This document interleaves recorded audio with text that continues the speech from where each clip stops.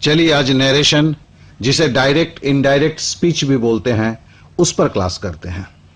मान लेते हैं कि आपको इंग्लिश ग्रामर में कुछ भी नहीं आता है और मुझे थोड़ा बहुत आता है, तो भी हम डायरेक्ट इनडायरेक्ट स्पीच के सवालों को सॉल्व करने की कोशिश करेंगे। इसके लिए हम रिजेक्शन प्रोसेस का मदद लेंगे। कहने का अर्थ है कि हम दिए गए विकल्पों में से सही विकल्प का चुनाव नहीं करेंगे, बल्कि अंग्रेजी के अति सामान्य ज्ञान के बलबूते पर गलत ऑप्शन को छांटकर बाहर निकालेंगे। शुरू करने के पहले एक बात जरूर बोलूंगा कि यह डायरेक्ट इनडायरेक्ट स्पीच प्रत्येक अंग्रेजी परीक्षा में एक अहम विषय है।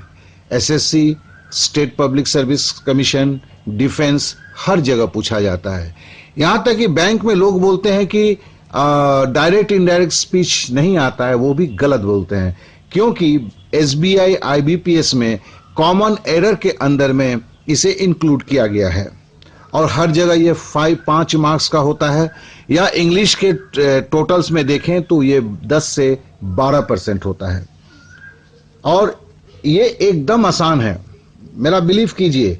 अंग्रेजी आप जाने या नहीं जाने कुछ भी फर्क नहीं पड़ता है। हाँ, अगर आप अंग्रेजी में कमजोर हैं, नहीं जानते हैं, तो आपको कुछ रिवीजन और ज्यादा करने पड़ते हैं, बस इतना ही सा फर्क है। चलिए अब आगे बढ़ते हैं।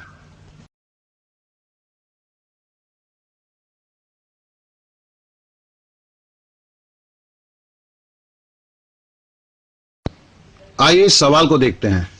The new student ask the old one, you know my name. तो नए स्टूडेंट ने पुराने स्टूडेंट से पूछा, क्या आप मेरा नाम जानते हो? चलिए, हमें तो कुछ आता नहीं, हम इस ऑप्शन को पहले देखते हैं। The new student asked the old one, ये एक में आगे नहीं पढ़ेंगे हम। दूसरा है the new student asked the old one. 3 number में भी है, ऑप्शन के 3 number, the new student asked the old one. 4th में भी है, the new student asked the old one. तो देखते हैं कि the new student asked the old one जो था वहां पे वही है, और जो इसके 4 ऑप्शन है उसमें भी वही है। ये तो मेरे को पता चल गया कि इसका मतलब क्या है, इसमें कोई चेंजेस नहीं होगा। अब उसके बाद देखते हैं। पहले में दिया if he new his name. Asked का मतलब क्या था? पास्ट टेंस में था, पूछा था, तुम क्या मेरा नाम जानते हो। नो जो है प्रेजेंट टेंस में है, तो नेचुरली ये पास्ट टेंस में होना लाजमी है। दूसरा सेंटेंस में आते हैं तो हम देखते हैं ओल्ड वन के बाद इफ आया है, और दूसरे सेंटेंस में देखते हैं the new student asked the old one that whether he new his name. तो देखिए, ही न्यू हिज नेम तो सेम है यहां पे, लेकिन दैट वेदर है। अब तीसरे में आते हैं, the new student asked the old one did he know his name. नहीं, एक थोड़ा सा तो हमें भी पता है, छोटा मोटा, और वो क्या है, जब हम कोई सवाल पूछते हैं, मतलब वो डायरेक्ट स्पीच होता है। इनडायरेक्ट में जब वो आ जाता है तो वो कभी भी आपके प्रश्नवाचक सेंटेंस में नहीं रह सकता है। इसका मतलब ये 3 नंबर जो है, the new one asked the old one did he know his name, ये गलत है। क्या कि डिड से चालू हुआ है। जब भी हम अंग्रेजी में जानते हैं कि डू डिड से कोई सेंटेंस चालू होता है तो वो प्रश्नबोधक होता है, तो हम तो इनडायरेक्ट कर रहे हैं, अंदर में प्रश्नबोधक रह ही नहीं सकता है, तो 3 नंबर को छांट के फेंक देते हैं। चलिए, 3 नंबर गायब। अब आते हैं 4 number, the new student asked the old one if he knows his name.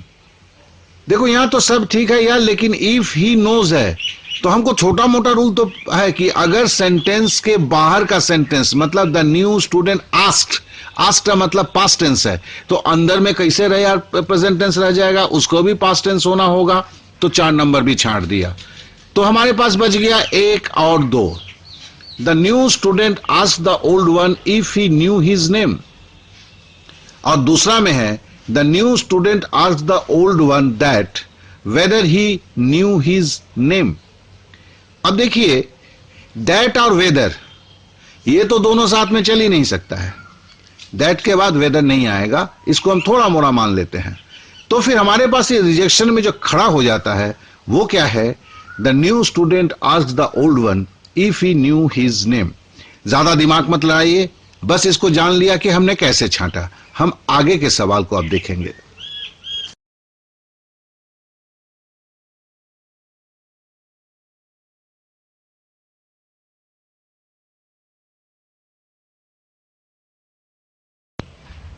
अब इस सवाल पे आते हैं। How long does the journey take, my co passenger asked मी।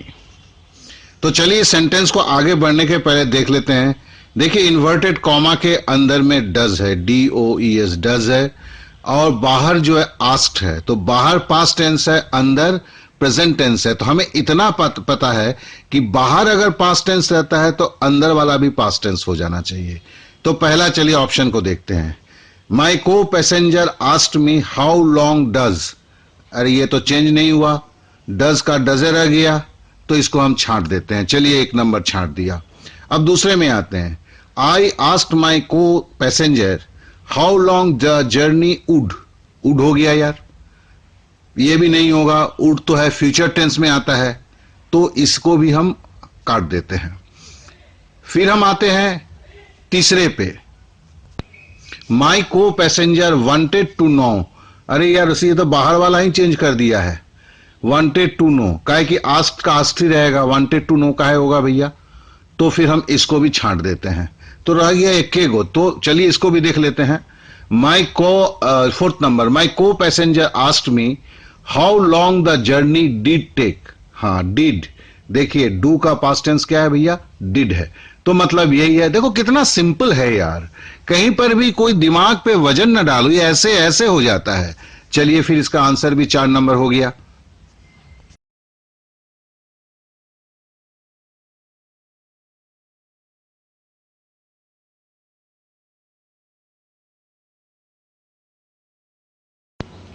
चलिए सवाल पे आते हैं। I said to him where have you lost the pen I brought for you yesterday. तो देखिए इसमें सवाल का अर्थ को जरा दे लो। मैंने उससे पूछा तुमने पेन को कहां खो दिया जिसे मैं कल तुम्हारे लिए खरीदा था। अब इसके ऑप्शंस को देखते हैं, छांटना शुरू करते हैं। तो पहले देखिए सेड है, अंदर में हैव है और एक यस्टरडे है। तो छोटे मोटे ज्ञान में हम जानते हैं कि यस्टरडे अगर है अंदर में होता है, तब ये अगर बाहर निकलता है, जब हम इन्वर्टेड कॉमा को हटा देते हैं, तो यस्टरडे जो चेंज हो जाता है वो हो जाता है आपका प्रीवियस डे में। यस्टरडे किस में चेंज हो जाता है, प्रीवियस डे में। तो देखिए पहला में जो है हम पूरा नहीं पढ़ के देखते हैं कि क्या चीज किया, यस्टरडे का देखते हैं, डे बिफोर किया है, ना चलेगा, काट देते हैं। दूसरा नंबर में प्रीवियस डे, हाँ इसको देखना होगा। तीसरे नंबर में दिखा है नेक्स्ट डे, ये भी नहीं चलेगा, इसको भी काट देते हैं। तो फिर देखिए चौथे नंबर में आते हैं प्रीवियस डे। तो देखिए पहले ऐसा ही छटा गया 2 ठो। कौन कौन छटा गया, 1 नंबर और 3 नंबर, रह गया 2 नंबर और 4 नंबर। तब 2 नंबर को पढ़ते हैं। I asked him where he had lost the pen. तो देखो हैव जो था बोला गया था where have you lost the pen, तो यहां पे 2 नंबर में क्या है, where he had lost the pen, ये तो सही है। I had brought for him the previous day, I had brought for him the previous day. और 4 नंबर का देखते हैं। I asked him where he had lost the pen I brought for him the previous day. अब जरा इसमें एक चीज हम जान लेते हैं, जब कोई काम एक निश्चित दिन समय वक्त पर बोला जाता है तो उसमें जो चेंजेस होता है उसमें आपका थर्ड लगता है, रूप लगता है वर्ब का, या उसमें हैव या हैड ये जरूर लगता है, मतलब परफेक्ट टेंस। थोड़ा बहुत तो ज्ञान होना चाहिए ना यार, एकदम भी बिना ज्ञान का तो होता नहीं है। तो ये इस हिसाब से चूंकि यस्टरडे बोला हुआ है, इसके लिए हैव का तो हैड होगा, लेकिन आई ब्रॉट फॉर यू जो है उसमें वो चेंज होके थर्ड फॉर्म में आ जाएगा, मतलब आई हैड ब्रॉट फॉर यू। तो नेचुरली इसमें देखें 4 नंबर वो नहीं है। 4 नंबर में बोलता है I asked him where he had lost the pen I brought for him. देखो आई के बाद ब्रॉट जो है वो पहले भी था, चूंकि यस्टरडे है तो इसमें चेंज होना होगा, तो ये आई हैड ब्रॉट होगा। तो ये थोड़ा सा मॉडल की तरह भी हम दिमाग में इसको सेट करने की कोशिश करते हैं, या एक थोड़ा सा नियम को जेहन के अंदर में डाल देते हैं कि अगर अंदर में पास्ट टेंस है और सिंपल फॉर्म में है तो उसे क्या है कि पास्ट परफेक्ट में चेंज होने की जरूरत होता है। इतना छोटा मोटा हम जान लेते हैं। तो हमारा इस सवाल का जो अल्टीमेट क्या है, 1 नंबर और 3 नंबर इसलिए छट गया था कि यस्टरडे जो है वो आपका प्रीवियस डे हो जाता है, तो इसके लिए 1 नंबर 3 नंबर छांट दिया था। 2 नंबर और 4 नंबर में यह था कि चूंकि अंदर में जो क्वेश्चन दिया गया था उसमें आई ब्रॉट था इन्वर्टेड कॉमा के अंदर में, और हम जानते हैं कि आई ब्रॉट अगर अंदर में है तो वो बाहर निकलने के लिए आई हैड ब्रॉट होगा। इसके लिए हमने 2 नंबर को पास कर दिया।